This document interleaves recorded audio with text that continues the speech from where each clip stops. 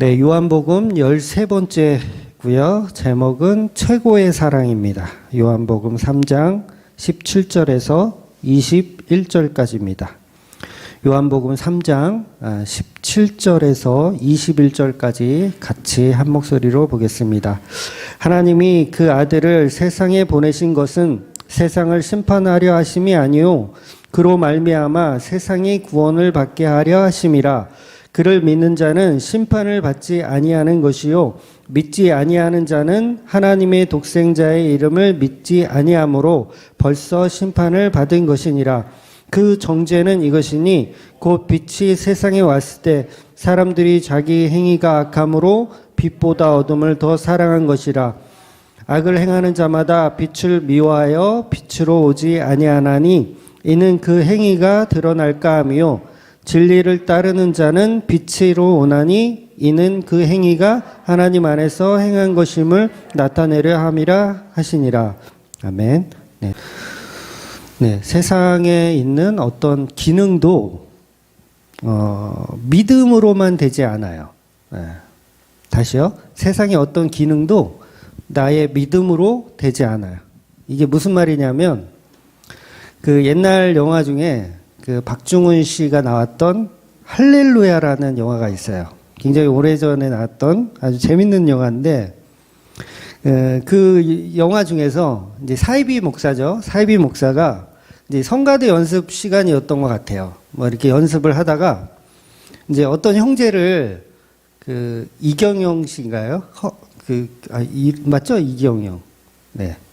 다들 기억을 못 하시는군요. 그러니까 그 형제를 이제 피아노 앞에 앉혀놓고 이제 질문을 하는 거예요. 사이비 목사가, 박중훈 씨가 질문하는 거예요. 당신은 피아노를 한 번도 쳐본 적이 있습니까? 그러니까 그 이경영 씨가 쳐본 적이 없습니다. 형제요, 도를 쳐보세요. 그러니까 이제 모르죠. 도가 어딘지. 가만히 있으니까 이제 그 사이비 목사가 도를 쳐줘요. 이게 도야. 그리고 레고, 미야 쳐주는 거야. 그러고 나서 자 도를 쳐보세요. 그러니까 도를 쳐. 레, 미, 도, 레, 미, 레, 미, 파, 미, 파, 스 그러면서 막 도레미송을 막 치는 거예요.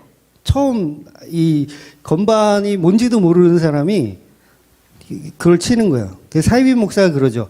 믿습니까? 믿습니까? 믿으면 하나님의 역사가 오늘 이 형제에게 일어날 것입니다. 피아노를 한 번도 쳐보지 않은 이 형제에게 성령이 임하시면 뭐 피아노를 잘 치게 이렇게 된다. 뭐 이런 사이비 목사의 소재를 담은 영화였어요. 그래서 이 영화 속에서 그 피아노를 한 번도 치지 못한 사람은 성령의 은혜를 받아서 막 연주를 하게 되죠. 나중에는 찬송가 115장인가요? 기쁘다 구주 오셨네. 네, 기쁘다 구주 오셨네. 이거를 막 피아노로 연주를 하는 거예요. 그리고 나서 막 성가대가 그거를 반주에 맞춰서 또 막 불러요. 자, 이게 지금 제가 방금 설명드린 어떤 기능도 믿음으로만 되는 것은 없다라는 정의예요. 그러니까 아무리 성령을 받아도 지금 이 세대는요. 배우고 연습하지 않으면요, 한마디도 연주하지 못합니다. 예, 그걸 연주한다면 그건 100% 사입이에요. 네, 그런데 이제 많이 우리가 빠져 있는 분들이 있죠. 네. 그러니까 아무리 내가 믿음이 좋다고 해도 하늘을 날 수가 없는 거잖아요. 예, 맨몸으로 하늘을 날 수가 없는 거예요. 그런 맥락과 똑같다라는 거죠. 그러니까 저와 여러분은 믿음으로 할 수 있는 일이 반드시 제한을 받아요. 그러니까 믿음만 있으면 능치 못할 일이 없다라고 성경은 이야기하잖아요. 그래서 그걸 막 내가 적용하고 싶은 데다 막 적용하는 거죠. 피아노를 한 번도 쳐본 적 없는데 성령이 임하시면 능치 못할 일이 없다. 그러면서 피아노를 막 치고요. 당연히 무슨 병을 고치고 뭐 이런 것도 다 같은 맥락에서 사이비들이 써먹는 이야기더라는 거죠. 그래서 성경에 보면 믿음으로만 가능한 일들이 성경 속에는 존재해요. 실제로. 뭐 예를 들어서 뭐 여호수아가 태양을 멈추게 한다든가 이거는 완전 불가능한 일인데 그런 기적들이 성경 안에서는 일어납니다. 그런데 그런 일들이 일어났던 것은 예수 그리스도가 하나님의 아들이고 그분이 구세주라는 걸 표현하기 위한 표적들이 성경에 일시적으로 일어난 현상들인 거예요. 그런 일이 안 일어났다라는 게 아니라 일시적으로 일어난다라는 거죠. 그래서 아직도 그런 일이 일어난다면 그러면 성경의 기록을 성령이 기록했다라는 걸 완전히 부정하는 이단적인 모습이 되는 거예요.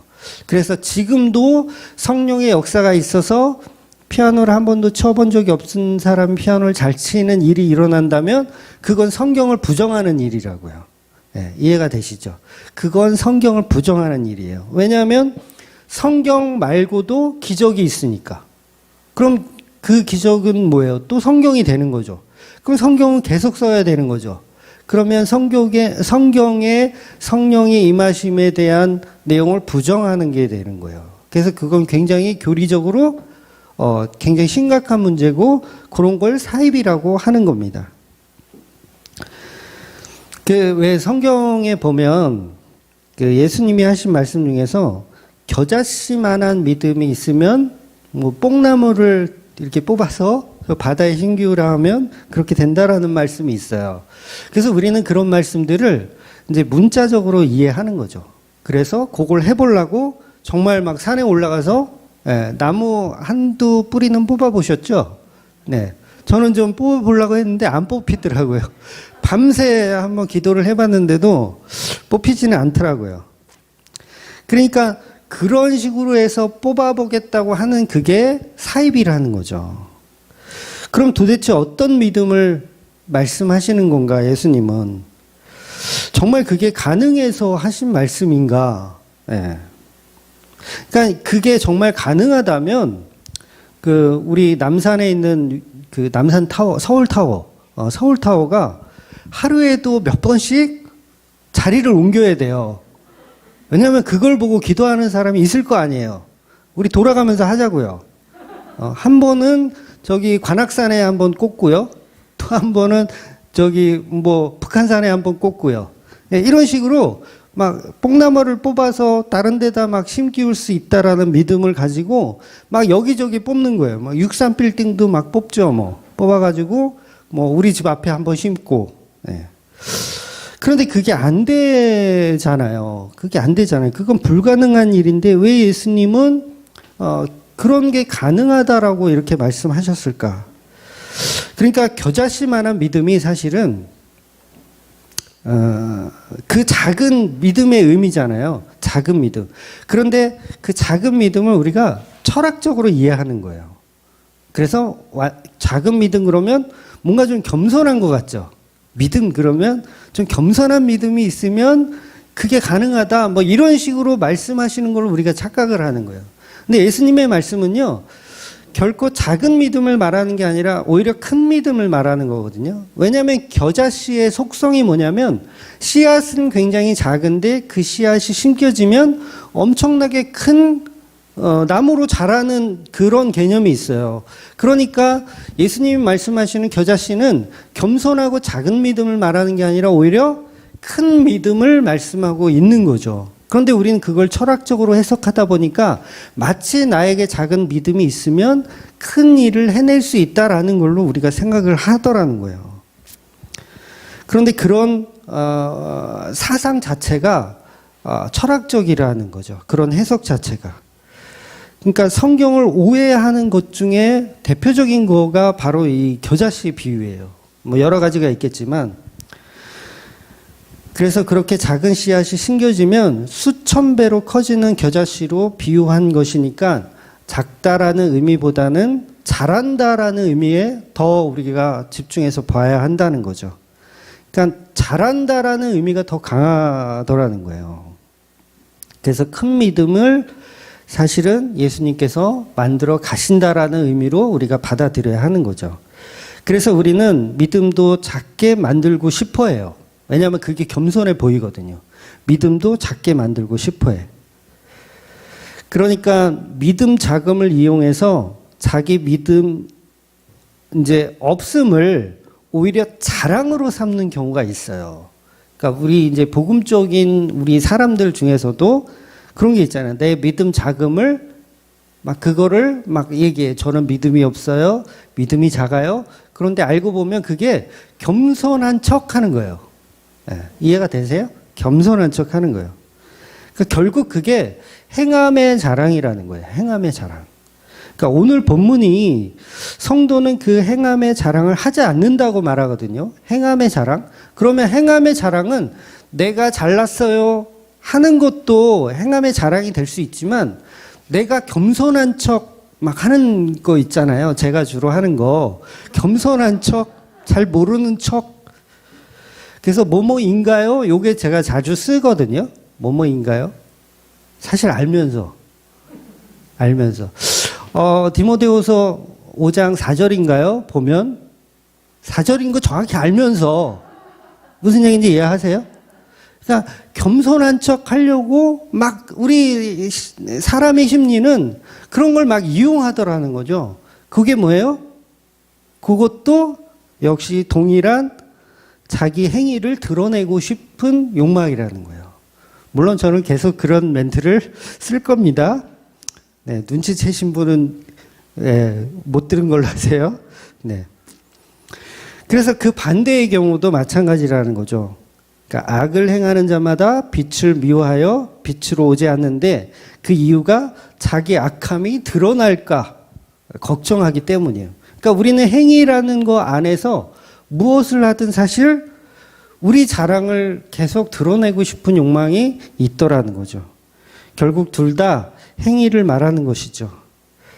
그래서 이 이야기의 진위를 우리가 어떻게 이해해야 되냐면 결국 사랑이라는 답을 찾아야 되는 거예요. 사랑이라는 답.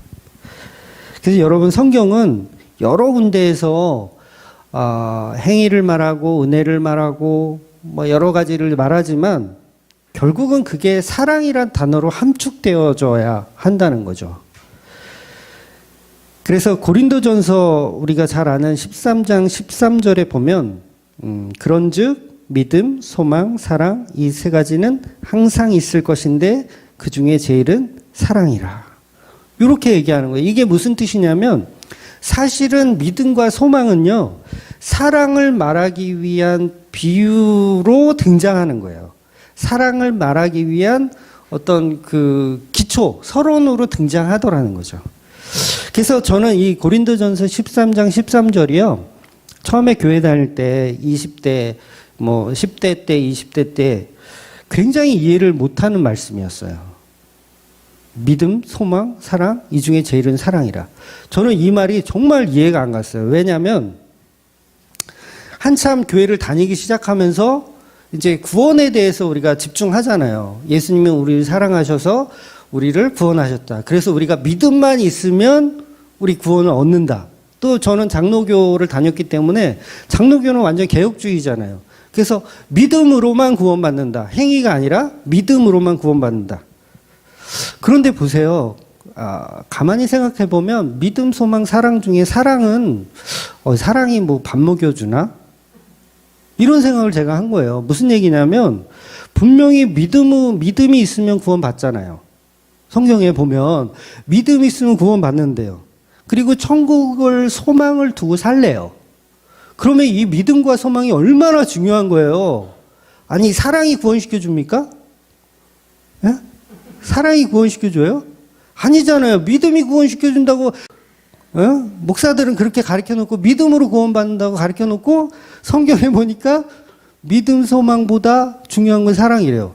근데 사랑은 구원시켜 준다는 얘기가 성경을 찾아봤는데 없는 것 같아. 그 당시에 제가 생각할 때는.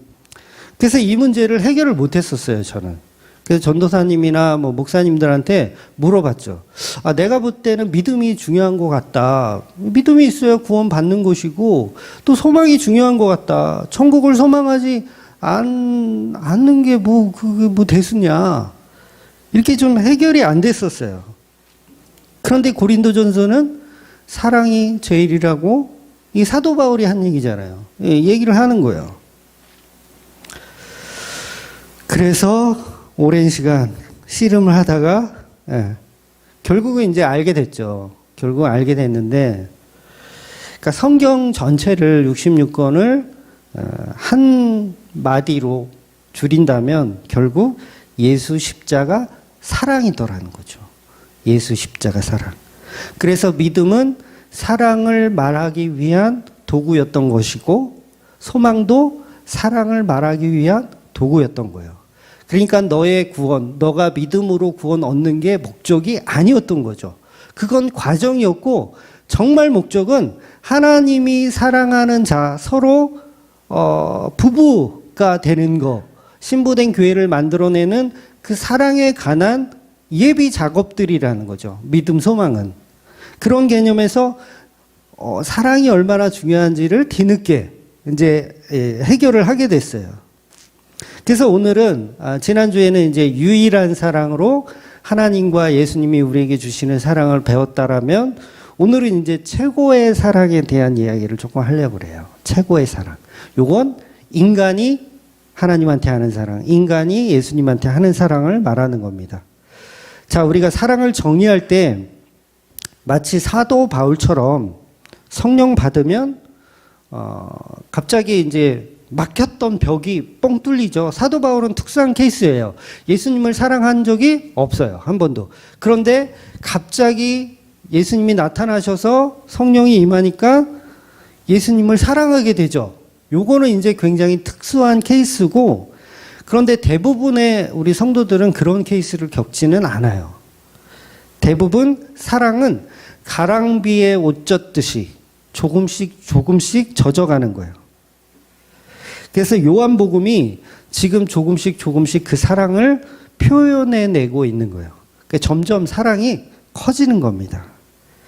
아무리 우리가 주여 믿습니다 해도 피아노 연주를 못해요. 주여 믿습니다. 네, 집사님 주여 믿습니다 많이 하시죠? 드럼 치실 때마다.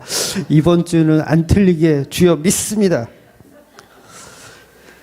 그런데 피아노 연주나 드럼 연주는 그렇게 믿음 가지고는 안 되고 반복적인 연습과 훈련을 통해서만 되더라는 거예요. 그렇다면 사랑은 마치 큐피트의 화살을 쏘아서 딱 맞으면 막 첫눈에 막 이렇게 뿅 가가지고 막 사랑하고 이런 거 막 좋을 것 같잖아요. 근데 전에도 말씀드렸지만 여러분, 그 첫눈에 반하다, 이거는 음욕입니다. 예? 잘 이해하셔야 돼요. 내가 어떤 여자를 보고 와 정말 이쁘다, 첫눈에 완전 반하는 여자가 있잖아요. 우리 집사람 같은 경우. 그건 뭐냐면 그거 음욕이에요. 그거 절대 사랑이 아니에요. 그러니까 전문 용어로 그걸 뭐라 그러냐면 야 이 짐승아, 그런 게 짐승이에요. 그건 짐승들이나 하는 짓이에요. 그건. 사랑은 절대로 이렇게 첫눈에 반하는 게 아니고요. 물론 첫눈에 반했지만 그 사랑을 점점 알아가는 거예요. 키워가는 거고 성장하는 거예요. 사랑은 그렇게 자라나는 겁니다. 처음에 저희 아내를 만날 때보다 지금 저는 그 사랑이 더 커졌어요. 야, 큰일 났네. 이거 그만해야 되는데. 네. 사랑이 주제니까 이해하고 들으세요. 예를 드는 거예요.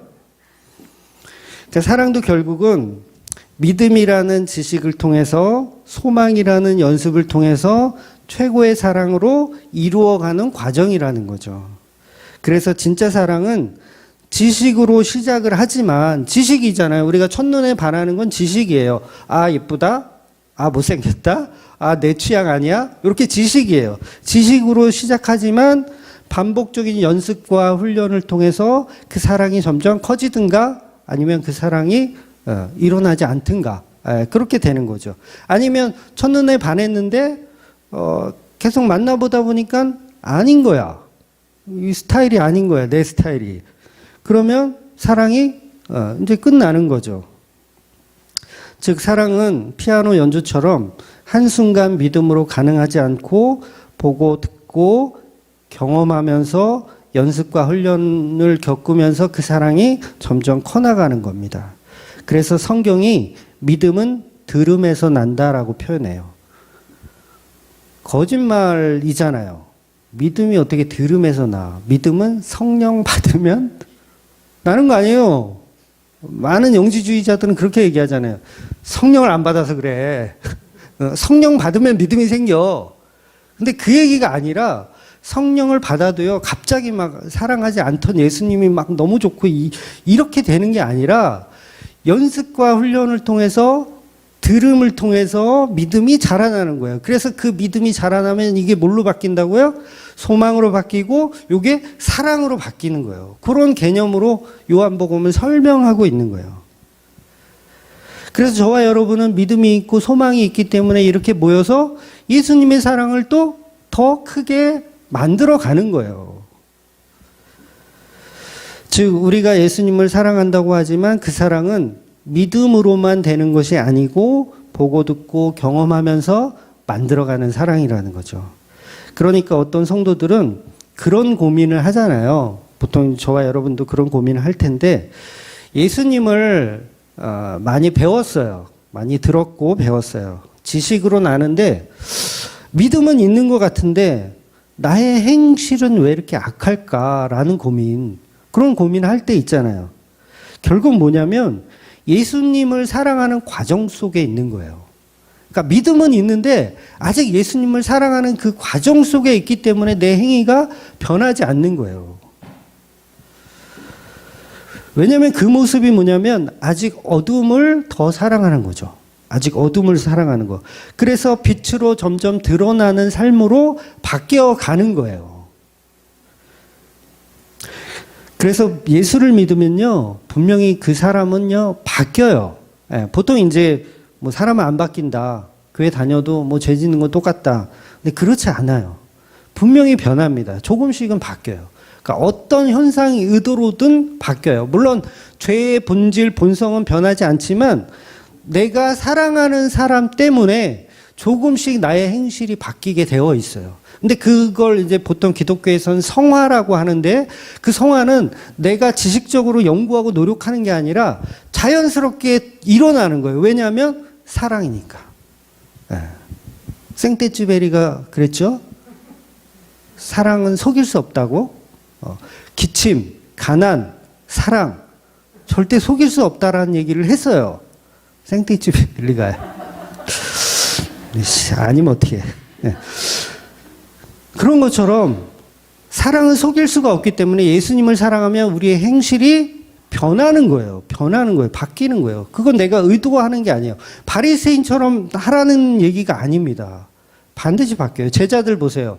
그 행실이 예전과 같습니까? 아니에요. 분명히 달라진 행실을 볼 수 있는 거예요. 그런데 그게 잘 되지 않아요. 목사님, 왜 나는 예수를 믿는 것 같은데 나는 여전히 사기를 치고요. 나는 여전히 도둑질을 하고요. 저는 왜 그럴까요? 그거 너가 아직 사랑이 부족해서 그래. 믿음은 있는 것 같지만 그게 사랑으로 아직 자라나는 과정이기 때문에 그래. 그걸 저와 여러분들이 기억하셔야 된다는 거죠. 그래서 정죄할 필요도 없는 거예요. 나는 믿음이 있는데 왜 그럴까? 정죄할 필요가 없는 거죠. 그래서 믿음과 행실에 관한 고민은 그래서 성도에게는 지극히 정상적인 고민입니다. 그런 고민이 늘 저와 여러분에게 있어야 돼요. 왜? 사랑은 믿음으로 되는 게 아니기 때문에 그래요. 믿음으로만 되는 게 아니기 때문에 그래요. 그러니까 성령을 받는다는 게 어떤 신들림처럼 이렇게 막 갑자기 훅 받아가지고 갑자기 막 변화되고 막 사랑하지 않던 예수님 막 사랑해지고 막 이런 개념이 아니라는 거예요. 이건 이단들이 주로 써먹는 거예요. 우리는 아주 천천히 예수님을 사랑하는 자로 지음받는 거예요. 그래서 지금 솔직히 나는 예수님 별로 그렇게 사랑하는 건 잘 모르겠어. 그것도 괜찮은 거예요. 정상적인 거예요. 왜? 과정에 있는 거니까 그래요. 그래서 서서히 아주 조금씩 예수님에 대해서 듣고 배우고 알아가는 겁니다. 그래서 사랑은 그렇게 훈련되어지는 거예요. 저와 여러분의 인생이란 시간이 있는 이유가 뭐냐면 예수님을 더 사랑하는 자로 만들어 가시기 위한 겁니다. 그래서 어느 날 갑자기 성령을 받아서 예수를 사랑하게 되는 방식이라면 인생이 필요가 없잖아요. 인생이 왜 필요해요? 그냥 무슨 뭐 예방주사 맞듯이 그냥 팡팡팡 맞고 다 죽지. 예? 그런데 그게 아니잖아요. 그러니까 공장에서 물건 찍어내듯이 그냥 얘는 성도 딱 찍어내면 얘는 막 갑자기 사랑하는 자가 돼. 해볼래 해져가지고. 그런 개념이 아니라는 거예요. 그래서 성도를 공장에서 찍어내듯이 찍어내는 게 아니라 신부된 교회로 계속해서 만들어 가시는 거예요. 시간이 필요한 거죠. 그래서 복음이 들리는데도 시간이 필요해요. 예, 복음이 들리는 것도 시간이 필요해요. 그래서 저도 사실은 하루아침에 막 이게 들린 게 아니에요. 어떤 분들은 목사님은 저기 계시를 받으셔가지고 한 방에 다 아셨나? 뭐 이렇게 물어보시는 분도 계신데 복음을 어떻게 그렇게 한 방에 아셨냐고, 나이도 어린 것이 어떻게 한 방에 아셨냐 그러는데 절대 한 방에 알지 않았습니다. 저도. 저 이제 처음에 교회 다닐 때는 전에도 말씀드렸지만 막 기복주의 같은 거 그런 거 엄청 좋아했고요. 율법주의, 무조건 주일은 성수해야지. 막 주일도 못 지키면서. 근데 어떤 때는 또 신비주의에 빠져가지고 막 저기 할렐루야 기도원 같은 데 다니고 막 이렇게 그 뽕나무 한번 뽑아보겠다고 산기도 다니고 막 그러다가 이것도 아닌 것 같아. 그럼 또 뉴에이지 운동에 대해서 또 심취해가지고 세대주의가 맞는 것 같아. 백투더 예루살렘이야. 빨리 예루살렘 가가지고 예수님의 재림을 우리가 준비해야 돼. 막 이러기도 했다가 아니야, 일루미나티가 진짜 같아. 전 세계를 지배하는 새 세대 운동을 해야 돼. 그러면서 또 거기에 심취해 있다가 이것도 아닌 것 같아. 영지주의가 최고인 것 같아. 우리가 지식으로 뭔가를 해봐야지. 그래서 철학에 대해서 막 공부하고 막 정신을 못 차려요. 엉뚱한 곳을 계속 찾아다니다가 결국은 발견한 게 뭐냐면 예수님의 사랑이더라는 거죠. 그러니까 사랑을 알고 나니까 그런 것들이 다 의미 없음을 알게 되는 거예요. 그래서 뒤늦게 신본주의라는 그 타이틀로 지금은 가고 있어요. 물론 이것도 정의는 아니에요. 정의는 그냥 예수님을 사랑하는 거예요. 하나님의 사랑을 알고 예수님의 사랑을 아는 것, 그게 끝이라는 거죠. 그래서 저와 여러분은 사랑 없는 자로부터의 출발이에요. 사랑 없는 자로부터의 출발. 그래서 처음부터 태어날 때부터 예수님을 사랑하면서 시작하는 사람은 한 명도 없다라는 거죠. 우리는 태어나는 순간부터 계속해서 목적이 있어요. 그 목적이 뭐냐면 신랑된 예수님을 사랑하는 과정 속에 있는 거예요. 태어나는 순간부터.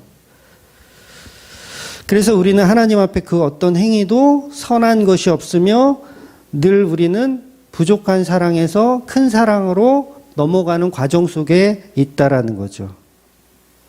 그래서 모든 것은 하나님의 계획 속에 차근차근 진행되고 있는 겁니다. 그래서 우리 안에는 선한 것이 없고 나는 어둠에서 시작하죠. 왜냐하면 예수님의 사랑이 없으니까 나는 어둠에서 시작하는 거예요. 그래서 어둠에서 시작한 이 마음을 하나님이 계속 끌어가는 거죠. 그래서 나는 선한 것이 없습니다에서 출발하는 거예요. 선한 것이 없습니다. 그런데 우리는 여전히 우리의 알량한 행위나 내 믿음을 가지고 우리가 사랑하는 걸로 착각하는 거죠. 그래서 그걸 자랑으로 삼아요. 그리고 그 행위를 드러내는 자체가 죄라는 사실도 우리는 모르고 살아가는 겁니다. 얼마 전에 이제 집사람하고 TV를 잠깐 보는데, 유재석 씨가 나오는 유퀴즈라는 프로그램이 있어요. 유퀴즈, 그러면 이제 그 퀴즈를 내가지고 맞히면 현금으로 100만 원을 딱 주는 프로그램이 있어요. 그래서 굉장히 오래전, 한 2년 전에 했던 촬영이더라고요. 이제 우연히 재방송에서 봤는데, 어느 세탁소 사장님한테 인터뷰를 하는 거예요. 그래서 유재석 씨가 세탁소에 들어가서 사장님하고 이런저런 얘기를 합니다. 그런데 공통 질문으로 이런 질문을 해요. 신이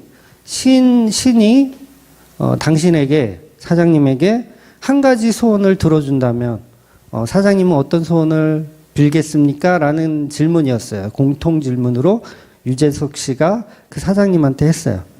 그 사장님이 어떤 소원을 빌었냐면 우리 아들이 취업을 지금 못하고 있는데 취업시켜달라는 소원을 빌고 싶어요. 이런 소원을 말하더라고요. 굉장히 소박한 사장님의 소원을 듣고 저는 매우 실망했어요. 아니, 신에게 소원을 비는데 겨우 취업시켜달라는 소원을 비냐? 속으로. 야, 차라리 취업할 회사를 달라 그러지. 예? 그렇지 않아요? 신에게 소원을 비는데, 아니, 무슨 취업이야. 차라리 그 회사를 달라 그러지. 우리 아들을 거기 회장으로 되게 해달라고 하지. 바보 같은 소원이다. 그러니까 저라면 이런 소원을 했을 것 같아요. 여러분은 어땠을지 모르겠는데, 저라면 이런 소원을 바로 나왔을 것 같아요. 당신이 가지고 있는 그 신의 자리, 그 자리를 저에게 달라고 얘기할 것 같아요. 저라면. 예. 그러니까 의자 달란 말이 아니라 의자를 주세요 이 말이 아니라 내가 당신처럼 그 신의 자리로 갈 수 있는 소원을 말하고 싶다라는 거죠. 그래서 신의 자리에 가면 무엇이든 할 수 있잖아요. 한 가지 소원이 문제가 아니죠. 신이 되면 천지를 창조할 수도 있고 모든 걸 다 할 수 있는데 굉장히 현명하지 않아요? 제가? 결국 뭐냐면 이런 저의 생각이 바로 인간이 가지고 있는 죄의 끝이라는 거예요. 인간이 갖고 있는 죄의 끝. 내가 하나님처럼 되어서 세상을 좌지우지하고 싶은 이 욕망. 이게 우리 안에는 가득하다라는 거죠. 그래서 이것을 죄의 결정판이라고 성경이 말하고 있는 거예요. 창세기 3장 5절에 보면 사탄이 이런 말을 하죠. 뱀이 너희가 그것을 먹는 날에는 너희 눈이 밝아져 하나님과 같이 되어 선악을 알 줄 하나님이 아심이니라. 뱀이 이렇게 꼬셨어요. 여러분 이 말이 사실인가요? 아니면 거짓말인가요? 너희가 그것을 먹는 날에는 내 눈이 밝아져 하나님과 같이 되어 선악을 알 줄 하나님이 아심이니라. 좀 애매하죠? 근데 3장 22절에 보면 하나님이 이 사람이 선악을 아는 일에 우리 중에 하나같이 되었다. 라는 표현을 또 해요. 그러면 이게 사단의 말이 거짓말이었을까? 참이었을까? 네, 좀 헷갈리지만 문자적으로 보면 뱀의 말은 거짓말이 아니에요. 문자적으로 보면 맞는 말입니다. 실제로 선악과 먹으면 하나님과 같은 선악 판단을 하게 돼요. 그래서 알몸으로 벗었는 줄 알았잖아요. 변했잖아요. 변화된 거예요. 근데 문제는 뭐냐면 이게 또 깊이 들어가면 이게 거짓말이거든요. 그러니까 어떤 차원이 다른 거짓말이냐면 선악 판단은 하기는 하지만 요게 하나님과 같은 판단의 수준은 아니에요. 그 차이가 있는 거예요. 그러니까 선악 판단을 하되 신의 영역에서 선악 판단을 하는 게 아니라 인간의 영역에서 선악 판단을 하는 거예요. 그러니까 사단의 말은 문자적으로는 맞지만 본질적으로는 거짓말이에요. 예. 그러니까 넘어가는 거예요, 우리가. 그럴듯하니까 넘어가는 거예요. 예. 완전히 참을 말하면 넘어가잖아요. 근데 완전히 거짓말 같으면 안 넘어가요. 근데 그럴듯하니까 넘어가는 거예요. 그런데 거짓말이라는 거죠. 그러니까 타락한 인간의 목적은 선악과 옆에 있는 생명나무가 표적이 됐어요. 목표가 됐어요. 그렇죠? 그러니까 선악과를 먹어서 선악 판단의 주체가 생겼는데 그게 하나님과 다른 선악 판단의 주체예요. 그러니까 목적이 뭐냐면 영생나무를 따먹고 생명나무를 따먹고 영생하는 게 목적이 돼버린 거예요. 이건 하나님과 다른 목적이죠. 하나님은 인간을 창조하실 때 이 인간과 서로 사랑하는 관계를 만드시기 위해서 창조하셨는데 인간의 목적은 저거 먹고 내가 영생하는 게 목적이에요. 방향성이 완전 다른 거예요. 그래서 하나님이 그 방향성이 다른 걸 보시고 에덴 동산에서 추방해 버리는 거예요. 그래서 생명나무를 못 먹게 해 버리는 거예요. 추방해 버리는 거예요. 다시 어둠에서부터 다시 시작하라는 거예요. 어둠에서부터 다시 시작해라. 그래서 추방시키는 겁니다. 그래서 지금 타락한 상태에서 생명나무를 먹고 영생을 하게 되면 그건 사랑이 아니잖아요. 사랑하는 관계에서 영생하는 게 아니잖아요. 그래서 사랑을 다시 경험하라고 죄 가운데 쫓아버리시는 거예요. 그러니까 저와 여러분이 이 땅에서 왜 개고생하면서 살아요? 사랑 배우라고. 왜 저주 가운데 엉겅퀴 가운데 이 피땀 눈물을 흘려가면서 살아야 되냐면 사랑 배워가지고 오라고. 천국 올 때 사랑 배워가지고 오라고. 너 그동안 선악과 먹고 생명나무 먹으려고 노력했지. 많은 사람들이 교회 다니는 목적이 그거거든요. 생명나무 어떻게든지 내가 따먹고 영생하고 싶다. 그 목적에서 교회를 다녀요. 그러니까 이건 뭐예요? 아직도 못 알아듣고 있는 거예요. 그러니까 우리의 목적은 뭐가 돼야 되냐면 예수를 사랑하고 하나님을 사랑하는 자로 다시 빛으로 변화되어서 천국에 가야 돼요.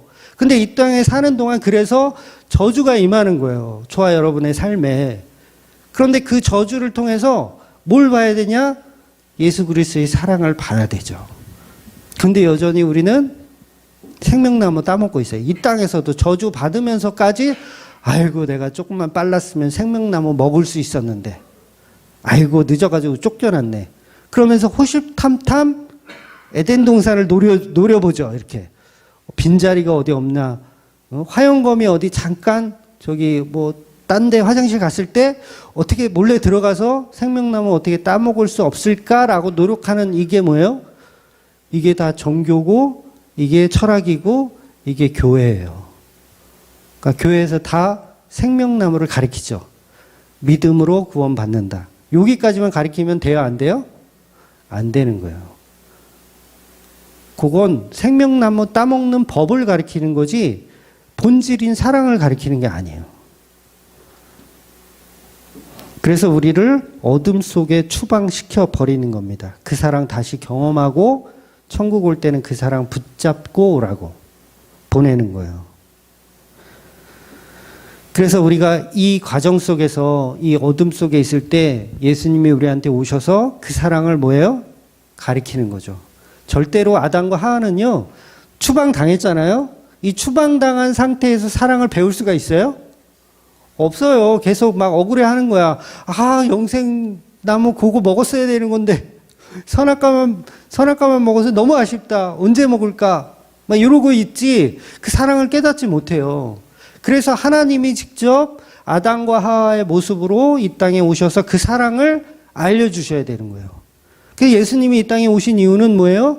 하나님이 세상을 이처럼 사랑하사 독생자를 주신 이유는 우리를 영생하기 위해서인데 그 영생은 결국 사랑이라는 거죠. 사랑. 그래서 사랑이 전제되지 않는 믿음, 소망은 다 마귀 사탄인 거예요.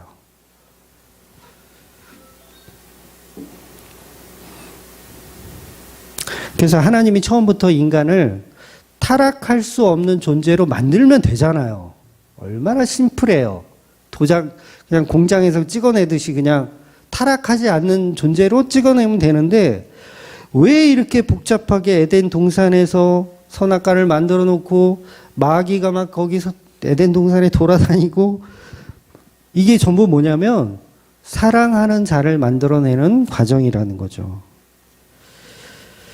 욕망에서 사랑으로, 타락에서 구원으로 창조해 내고 싶으신 것이 하나님의 창조의 방법이라는 거예요.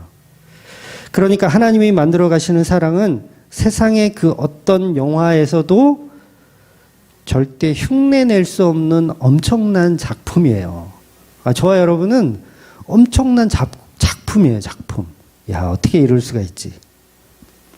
그래서 제가 창세기 할 때, 강의할 때 한 가지 예를 말씀드렸잖아요. 타락한 여자가 주는 선악과를 타락하지 않은 남자가 받아먹는다. 예, 여기 책 제목 같죠? 네. 다시 한번요. 굉장히 손색이 없어요. 책 제목으로 써먹으세요. 네, 손색이 없어요.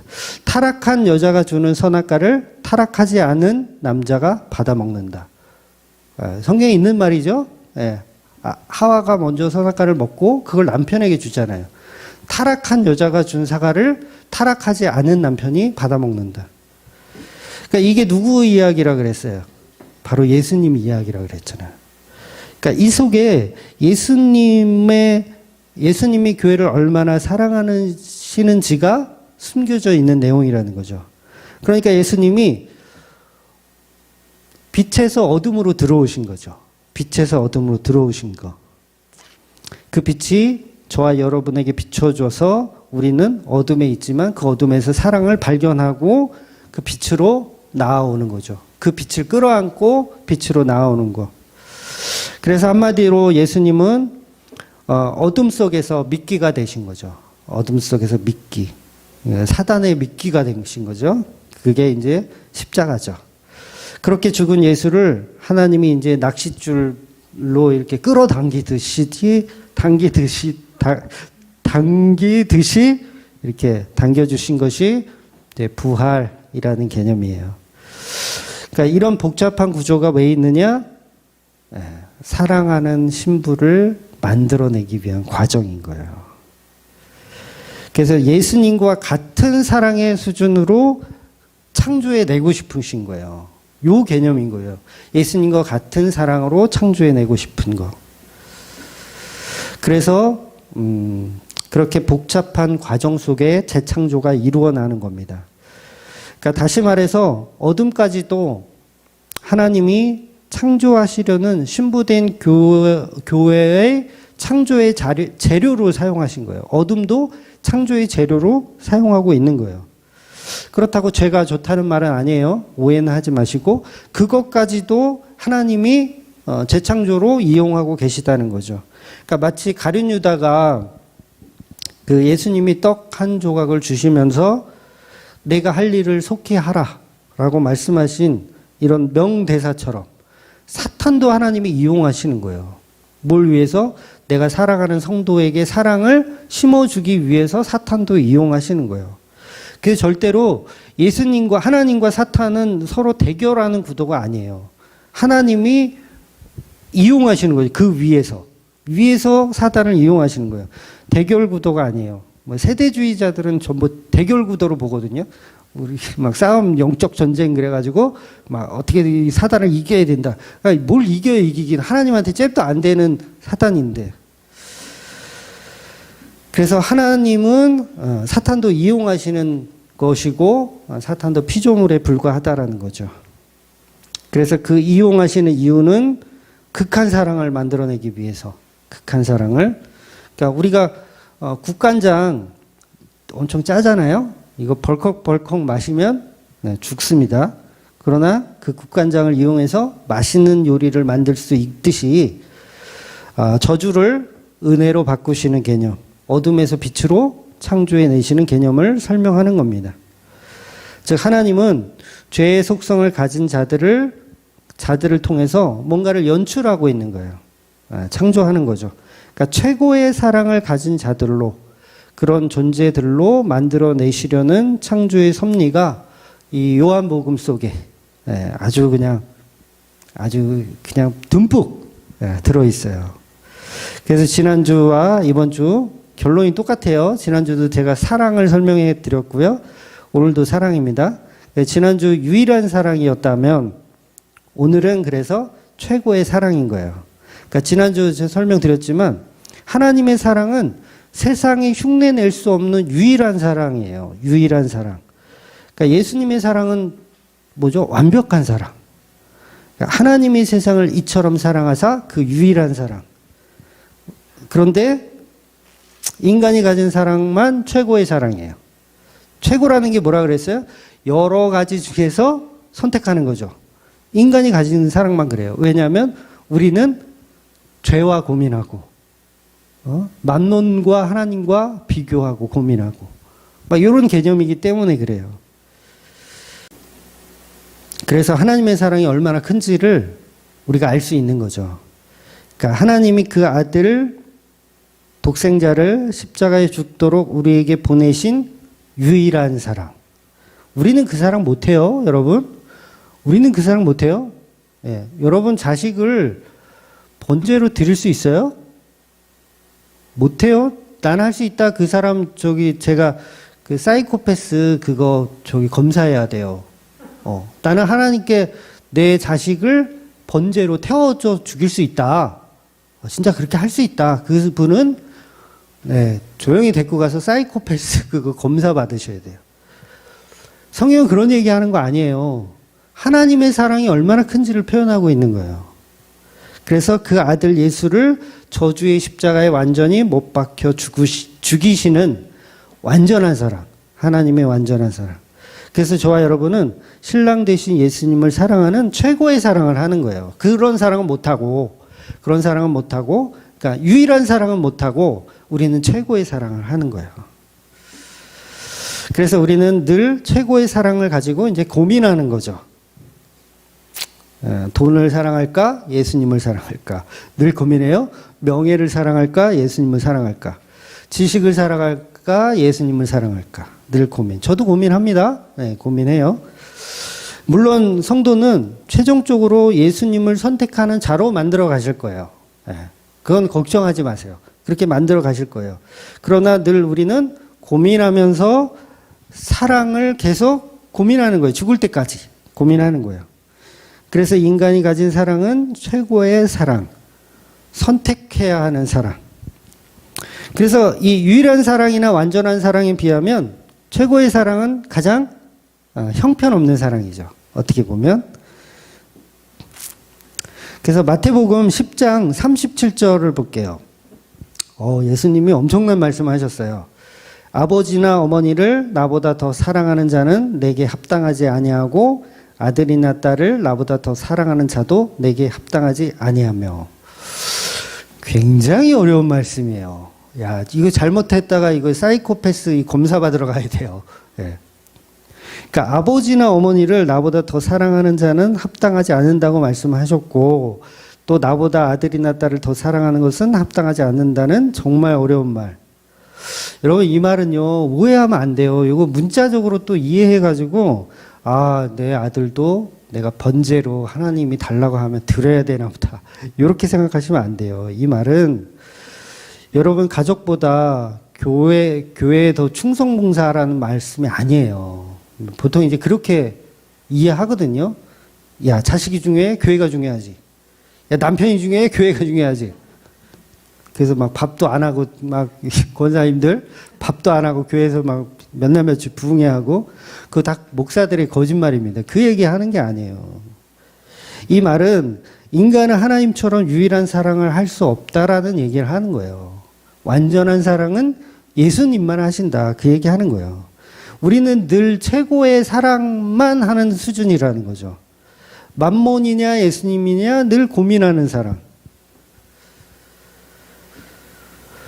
그러니까 하나님의 사랑에 비하면 우리의 사랑은 형편없다라는 걸 설명하는 내용이지, 정말로 자식보다 예수님을 더 사랑하고 다 버리고 와라, 그런 얘기를 하는 게 아니라는 거예요. 늘 우리는 부족한 사랑을 할 수밖에 없는 존재임을 자각해야 한다는 거죠. 늘 사랑 없음을 죄송해야 하는 거예요. 사랑 없음을. 그러니까 어떻게 보면 굉장히 뻔뻔한 사랑이죠. 솔직히 예수님, 저는요, 우리 아들이 더 좋고요. 우리 딸이 더 좋고요. 응? 우리 남편과 아내가 더 좋은데, 이거 어떻게 해야 돼요? 예수님? 저 믿음 없는 거 아니에요, 혹시? 요런 상태를 고민하라는 거예요, 예수님의 말씀은. 근데 우리는 고민도 안 해, 그냥. 얼마나 믿음이 좋은지, 나는 뭐 자식 새끼고 뭐고 다 필요 없고요. 예수님만 좋아요. 할렐루야, 예수님. 이렇게 설교하면 큰일 나는데. 그래서 예수님이 신부된 교회를 만들어가는 과정으로 말씀해 주시는 거예요.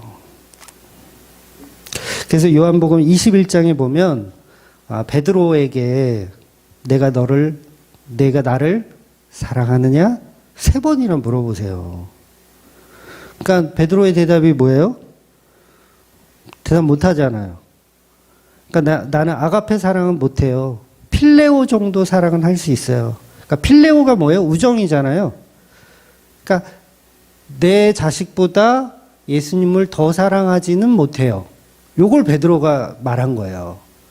그러니까 이게 쉽게 직역을 하면 네가 다른 사람들보다 나를 더 사랑하느냐 이렇게 질문하셨군요. 비교적으로 질문하신 거예요. 그러니까 베드로의 대답은 내 자식보다, 물론 자식이 있다라는 얘기 아니에요. 이해하고 들으세요. 내 자식보다 예수님을 더 사랑하진 못해요. 그런데 예수님도 사랑하긴 하지만 그 정도는 아직은 못할 것 같아요. 이 고백을 하는 거예요, 베드로가. 그런데 어때요? 그 과정 속에서 베드로의 삶을 보면 어때요? 아가페 사랑을 해내죠. 그 삶을 이렇게 쭉 지켜보면 그걸 해내는 거예요. 예수님 그거 말씀하시는 거예요. 그거 말씀하는 거. 그래서 오늘 본문은요, 저와 여러분에게 하나님이 독생자를 주신 이유는 심판이 아니라고 말하는 거예요. 그래서 심판이 아니라고 말하는 거예요. 내 고민해 늘 나는 만몬이 더 좋아요. 난 심판받아야 돼. 그 얘기를 하고 있는 게 아니라고요. 자식을 팽개치고 예수님을 따라야지 그거 못하면 심판받아. 그 얘기를 하는 게 아니라고요. 그럼 심판이 아니면 뭐예요? 혼인잔치에 신랑이 신부를 찾아오는 개념이라는 거죠. 그래서 지난주에 데살로니가전서 5장을 가지고 제가 예를 들어서 설명드렸잖아요. 그러니까 예수님은 성도에게는 심판의 재림으로 오시는 게 아니에요. 예수님의 그 초림과 재림이 있잖아요. 초림은 사랑으로 오시는 거고 십자가에 죽기 위해 오신 거고, 재림은 뭐예요? 심판의 재림으로 오시는 거예요. 근데 그 심판의 재림은 믿지 않는 신부 아닌 사람들에게 심판이고 우리 성도에게는 심판이 아니라는 거죠. 그런데 성도들도 예수님을 심판의 예수님으로 기다리고 있으면 그거 자기 스스로가 나는 이단입니다 라고 얘기하는 거하고 똑같아요. 나는 이단입니다. 나는 예수님의 심판을 기다립니다. 이러고 있으면 나는 이단입니다 라고 하는 멍청한 얘기인 거죠. 그래서 성도는 늘 신랑 되시는 사랑의 예수님을 기다리는 거예요. 그런데 나보다 나를 더 사랑하는 신랑. 이해가 되세요? 이 말이 어렵나요? 나보다 나를 더 사랑하시는 예수님. 네. 그래서 데살로니가 5장 4절 다시 한번 보면, 형제들아 너희는 어둠에 있지 아니하매 그날이 도둑같이 너희에게 임하지 못하리니. 못하는 거예요. 도둑같이 임하지 않아요. 그거 다 거짓말이에요. 예수님이 왜 성도에게 도둑같이 임해요? 도둑같이 임한다는 게 뭐예요? 그거 도둑 맞는 거잖아요. 내가 예상치도 못했는데 오는 거잖아요. 근데 예수님이 언제 우리 성도들에게 예상치도 못하게 오셔요? 약속된 오심을 오시는 거지. 도둑이 예약하고 오는 거 보셨어요? 내가 언제 몇 시에 너네 집 털 거야. 이렇게 예약하고 오시는 도둑님 보셨어요? 아니잖아요. 예약된 오심이에요. 예약된 오신 예수님은. 그러니까 그게 도둑같이 임하는 게 아닌 거죠. 성령이 임한 성도들에게는. 그래서 그 상태를 오늘 본문이 낮에 거한다라고 표현하는 거예요. 낮에 거한다. 성도는 낮에 거한다. 결국 그것이 최고의 사랑을 가진 자들이고 그 준비를 저와 여러분이 이미 하고 있는 거예요. 이미 하고 있는 거. 그래서 오늘 본문 중에 보면 그들은 심판을 이미 받았다라는 표현이 있어요. 무슨 얘기예요? 굉장히 어려운 얘기죠. 이미 결정되어 있다라는 거예요. 심판이 결정되어 있다라는 뜻. 그래서 가짜들은 빛을 미워하죠. 이미 심판이 결정되어 있기 때문에 가짜들은 빛을 미워해요. 예수님의 오심이 달갑지 않아요. 안 오셨으면 좋겠어. 왜?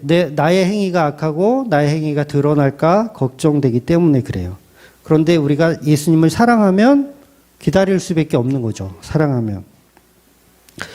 그래서 우리가 여전히 예수를 사랑하는 척 연기를 하고 있는 거예요. 그 능력만, 예수님의 능력만 구하고 있는 거죠. 그래서 우리가 교회에 모여서 엉뚱한 기도들을 그렇게 많이 하는 거예요. 전부. 그러니까 성령이 임하시면 피아노를 칩니다. 막 이러면서 엉뚱한 기도들을 하고 있어요. 그래서 거듭남이란 나의 자아가 죽는 것이라고 말씀드렸습니다. 그래서 불교에서 말하는 무아라는 게 있어요. 불교는 무아. 이거는 무언가를 집중해서 나를 잃어버리는 상태를 말해요. 무아라는 개념은 무언가에 집중해서 나를 잃어버리는 상태. 뭐 멍 때리라는 얘기인가? 하여튼 뭐 그런 건데, 기독교가 말하는 자기 부인은요, 예수님이 나를 정복하시는 거예요. 자기 부인은 예수님이 나를 정복해 들어오시는 거. 그러니까 이게 비슷한 것 같지만 매우 달라요. 그러니까 예수님이 나를 정복하여 나의 자아가 죽는 겁니다. 그래서 예수님이 먼저 십자가에 죽으시고 각자 십자가를 지고 나에게 들어오시는 거죠. 예수님이 나에게 들어오시는 거. 그럼 우리는 각자 십자가를 지고 저와 여러분이 그 십자가를 지고 따라가는 거죠. 뭐 때문에? 예수님을 향한 우리의 최고의 사랑 때문에. 그래서 성도는 결국 예수님의 십자가 은혜로 사는 겁니다. 그것이 바로 빛으로 나오는 삶이고, 그 빛으로 나옴에 있어서 나의 행위를 자랑할 수가 없는 거예요. 왜냐하면 유일한 사랑이 아니니까 그래요. 완전한 사랑이 아니고 최고의 사랑을 하기 때문에 나의 사랑을 자랑할 수가 없어요. 최고의 사랑은 뭐라 그랬어요? 형편없는 사랑이기 때문에 자랑할 수가 없어요. 그런 개념인 거예요. 그런데 결국 예수님이 저와 여러분의 손을 잡고 그 사랑을 만들어 가시더라는 거죠. 그래서 지금은 솔직히 예수님보다 솔직히 돈이 조금 더 좋아요. 괜찮아요. 괜찮아요. 거짓말 하지 마세요. 난 솔직히, 지금 난 지금 건강이 지금 난 이게 제일 중요해요. 예를 들어서 뭐 시한부를 살고 계신 분이라면 그럴 수 있잖아요. 예수님이고 뭐고 나 병이나 좀 고쳐줬으면 좋겠어. 이런 마음이 있을 수 있잖아요. 그게 뭐예요? 지극히 정상적인 거라는 거예요. 그 마음을 예수님이 만들어 가시는 거예요. 만들어 가시는 거. 그래서 결국 천국 가는 날 나의 믿음을 자랑할 수가 없죠. 자랑할 수가 없는 거예요. 나의 사랑을 자랑할 수가 없게 되는 거예요. 늘 부족한. 그래서 천국에서 황금 면류관을 받더라도 그걸 예수님 발 앞에 다시 돌려드릴 수밖에 없는 상황이 되는 거죠. 왜? 예수님의 사랑에 비하면 내가 하는 사랑은 이거는 형편없는 사랑이기 때문에. 물론 내가 돈보다 예수님 더 사랑합니다라는 사랑은 있지만 그것 또한도 최고의 사랑일 뿐이라는 거죠. 유일한 사랑이 아니고 최고의 사랑. 그래서 예수님이 천지를 창조하실 때 목적은 처음부터 사랑하는 신부, 아내를 만드는 것이 목적이었습니다. 그 아내를 통해 영광 받으시는 것이 목적이에요. 그 영광은 다른 게 아니에요. 사랑이에요, 사랑. 그 영광은 사랑입니다. 그런데 이 아내는 제가 여러 번 말씀드렸지만 로봇처럼 프로그램된 조작된 사랑을 하나님은 원하시는 게 아니에요. 굉장히 독특한 창조 방법인데, 즉 우리의 모양과 형상을 가진 서로 사랑하는 존재로 하나님은 창조하신 거예요, 신부를. 그 방법은 하나밖에 없어요. 어둠 속에 넣었다 빼는 것밖에 없어요. 그래야 사랑을 배워요. 그래서 늘 고민하는 거예요. 만몬을 사랑할까? 예수님을 사랑할까? 그 고민 속에서 만몬이 아니고 예수님을 사랑하는 그 결정을 예수님은 흐뭇해 하신다라는 거죠. 그게 뭐냐면 그게 예수님께 영광 되더라는 거예요. 그래서 창조를 왜 했냐? 그 사랑을 나누기 위해서. 그런데 그 사랑은 만들어진 사랑이 아니라 서로 동등된 사랑을 하기를 원하시는 거죠. 이것이 바로 성도이고 신부의 모습입니다. 그래서 성령으로 재창조된 교회들은 나에게 주어지는 것이 없어도, 주어지는 복이 없어도 내게 뭐 부활이 뭐 꼭 있어야 되고 천국이 꼭 있어야 되고 이런 건 중요하지 않고, 물론 그게 없다는 거 아니에요. 그거 있어요. 그러나 그거보다도 예수님 자체를 사랑하는 존재로 만들어 가시더라는 거죠. 그래서 요한복음이 그걸 계속해서 설명하는 거예요. 그래서 사도 요한도 그 사랑을 경험했기 때문에 지금 요한복음을 쓸 수 있는 거거든요. 사도 요한도 점점 그 사랑이 어때요? 점점 커졌죠. 처음에는 좀 작았어. 예수님 따라다닌 이유가 뭔가 좀 한 자리 차지하기 위해서였는데 이게 점점 바뀌는 거예요. 사랑으로. 그러니까 그걸 알기 때문에 성경을 사랑으로 기록할 수 있는 거예요. 사랑이란 말이 요한복음에 얼마나 많이 나옵니까? 툭 하면 사랑이래. 응? 그래서 그 사랑은 반드시 어둠에서만 경험할 수 있다라는 거예요. 여러분, 죽음을 직면했을 때 가장 두려운 건요, 목숨이 아니더라고요. 죽음을 직면하면, 물론 개인적인 생각이지만, 죽음을 직면했을 때 목숨이 아니라 정말 두려운 건 이별이더라고요. 이별. 그러니까 사랑하는 사람들과의 이별. 자기 사랑하는 주변에 많은 사람들 있죠? 그런 사람들과의 이별. 이게 목숨보다 사실은 더 두려워요. 목숨보다 더 두려운 겁니다. 그래서 저와 여러분의 인생의 고통은 예수님의 사랑을 배우는 과정이라고 이해하시면 돼요. 즉, 예수님은 저와 여러분에게 그래서 병도 고쳐주실 수 있고, 부자로 만들어줄 수도 있고, 권력도 줄 수 있고, 돈도 줄 수 있고, 다 해줄 수도 있지만, 기적을 주실 수도 있지만, 심지어 영생도 주고 천국도 주실 수 있지만, 그게 본질이 아니에요. 사랑하는 자를 만들어가는 게 본질이에요. 그래서 신부만큼은 조건적인 사랑이 아닌, 선물 공세로 내게 오는 그 신부들이 아닌, 그런 조건이 없어도 아가페적으로, 헌신적으로 사랑할 수 있는 사람들을 만들어 가기 위한 작업을 하는 거예요. 그래서 아까도 말씀드린 그 대표적인 베드로의 예가 아주 정확하게 성경이 기록하고 있는 거예요. 지금은 내가 필레오 하지만 아가페로 만들어 가시는 거예요. 그런데 이건 베드로가 하는 게 아니라 예수님이 그렇게 만들어 가시더라는 거죠. 그래서 저와 여러분은 아직은 아닐 수도 있어요. 아직은 세상과 더불어 살고 세상이 더 좋다라고 솔직히 얘기할 수도 있겠어요. 그러나 결국 예수님을 사랑하는 자로 만들어 가실 겁니다. 그렇게 성장하는 거예요. 한 예를 들려드리고 말씀 마무리할게요. 그 창세기에 보면 야곱의 두 아내가 등장하죠. 언니 레아는 못생겼어요. 성경에 보면 이게 그 해석을 이상하게 해놨는데, 눈이 어둡다, 이렇게 표현했는데, 그 얘기는 못생겼다는 얘기예요. 그러니까, 레아는 못생겼고, 또 동생 라헬은 이뻐요. 그래서 야곱은 누구를 사랑해요? 동생 라헬을 사랑해요. 제가 아까 말씀드렸죠? 첫눈에 반하는 건 뭐라 그랬어요? 음욕이라 그랬죠? 야곱은 라헬을 보고 음욕을 품은 거예요. 해석하자면. 그래서 저와 여러분이 언니라고 생각해 보자고요. 언니 레아라고 생각해 보자고요. 야곱을 계속해서 사랑할 이유가 있나요? 나는 못생겼고 예쁜 내 동생을 저 남자가 사랑해. 치사하다야. 이쁜 것만 좋아하는 더러운 세상. 그러면서 야곱을 사랑하지 않을 것 같지 않아요?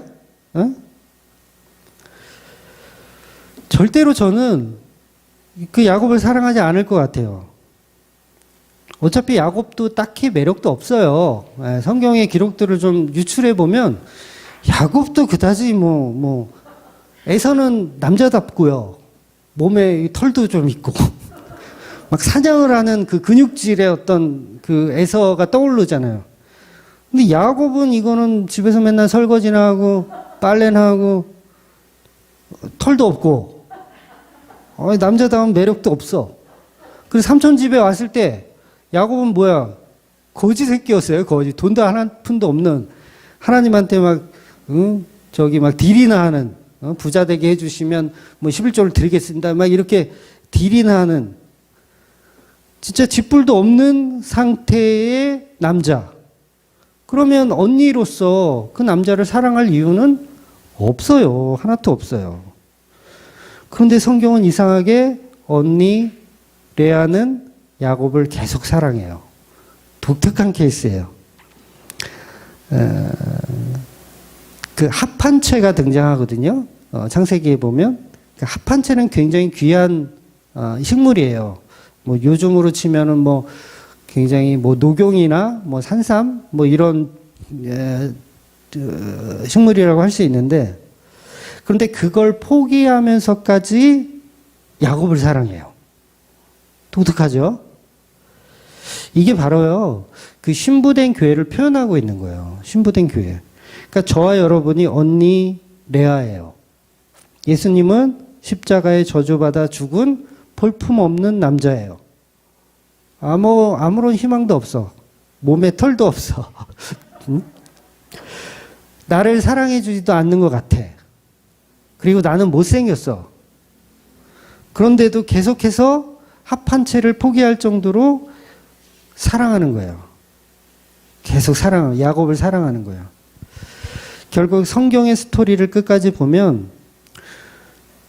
야곱은요, 동생 라헬이 아닌 사랑받지 못하는 언니 레아를 통해서 유다가 태어나요. 네, 유다는 예수님의 조상입니다. 그러니까 이 개념이 이해가 되셔야 돼요. 레아는 야곱을 사랑하죠. 조건도 없고 나를 사랑해 주지 않는데 계속 사랑해가지고 누구를 낳냐면 유다를 낳는다는 거예요. 예수님의 조상.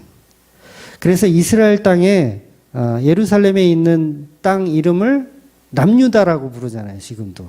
엄청난 애를 낳은 거예요. 엄청난 애를 낳은 거예요. 그러니까 레아와 라헬의 두 아내의 사랑에 엄청난 반전이 일어난 거예요. 사실은. 그래서 라헬이 동생이 예쁘고 이 여자를 통해서 예수님이 태어나야 되는 게 정황상 맞는 것 같은데, 야곱은 또 동생을 사랑하고 언니는 안 사랑하거든요. 끝까지만 못된 인간이야. 언니는 안 사랑하거든요. 그런데 야곱이 죽을 때 누구의 무덤에서 죽을까요? 네, 이게 또 반전이죠. 예. 동생 라헬의 무덤으로 갈 것 같은데, 저라면 음욕을 품은 그 여자를 더 사랑하고 그 여자의 무덤에 같이 들어갈 것 같은데, 성경은 그렇게 나와 있지 않고요. 야곱은 레아의 무덤으로 들어갑니다. 레아의 무덤으로. 즉 교회는 예수님이 나에게 선물로 주니까 사랑하는 조건이 아닌 거예요. 예수님이 나한테 선물 공세를 막 해가지고 내가 사랑하는 조건이 아니라, 뭐 아무것도 없는데 그냥 사랑하게 되는 과정을 설명하는 거예요. 그래서 이게 바로 예수님을 우리가 사랑하는 최고의 사랑을 하게 된다라는 내용을 설명하고 있는 거죠. 그래서 이 모습이 요한복음과 사도들의 모습에서 고스란히 이제 표현되고 있는 거예요. 그래서 제자들도 처음에는 다 기적을 보고 따랐고요. 한 자리 차지하기 위해서 따랐고요. 큰 돈을 벌 수 있을 것 같은 욕심에서 따랐어요. 음욕을 품은 거예요. 음욕을 품은 거. 그런데 결국 그런 것들을 다 내려놓게 되고 예수님을 향한 교회의 사랑을 다시 배우게 되고, 정말 사랑이 어떤 건지를 십자가를 통해서 들통이 나고, 그래서 십자가 지신 예수님 말고는 단 한 사람도 하늘에 올라간 자가 없다라는 걸 이해하게 된 거죠. 그래서 반드시 예수님이 고난을 위한 십자가의 길을 만들어 가시는 겁니다. 그래서 교회들은 투덜거리지만 그 길을 따라가게 돼 있어요. 네, 투덜거리지만. 그래서 이게 굉장히 독특한 재창조의 구원 방법이에요. 그래서 우리는 그 예수님이 따른 그 길을 따라가는 겁니다. 그래서 사랑을 조금씩 배워가는 거죠. 예수님이 주신 사랑을 먹으면서 자라는 거예요. 예수님이 주신 사랑을 먹으면서 자는 거. 그래서 그렇게 우리가 재창조되어 가는 겁니다. 그래서 하나님이 사랑하는 세상, 코스모스의 세상에서 우리는 계속 훈련받는 거예요. 사랑을 훈련받고 연습하는 겁니다. 그래서 결국은 만몬보다 예수님을 더 사랑하는 자로 만들어 가실 거예요. 그러니까 걱정 안 하셔도 돼요. 벌써부터 막 목사님한테 고민해. 목사님, 저는 솔직히 돈이 더 좋은데요. 뭘 그거 걱정해요. 어차피 그렇게 만들어 가실 거니까 걱정 안 하셔도 돼요. 또 반대로 나는 그 경지까지 갔어. 나는 예수님보다, 아니, 돈보다 예수님이 더 좋아. 그 경지까지 갔어. 그분은 겸손하게 그 사랑을 누리세요. 그럼 되는 거예요. 그래서 뭐 내가 너보다 예수님 더 사랑하니 이거는 멍청이에요. 신부는요, 신부된 교회는요, 한 몸이에요. 한 몸. 그래서 서로 내가 더 사랑한다, 이거를 이야기할 수가 없어요. 그럼 그 사랑을 다시 배우셔야 돼요. 창세기 강의 1탄부터 다시 처음부터 들으세요. 그래서 하나님이 찾으시는 며느리를 만들어내는 과정, 이게 신부된 교회입니다. 그래서 신랑의 피로 만들어지는 최고의 사랑을 가진 세상, 이게 저와 여러분이 되시기를 주의 이름으로 축원드리겠습니다. 아멘. 기도하겠습니다.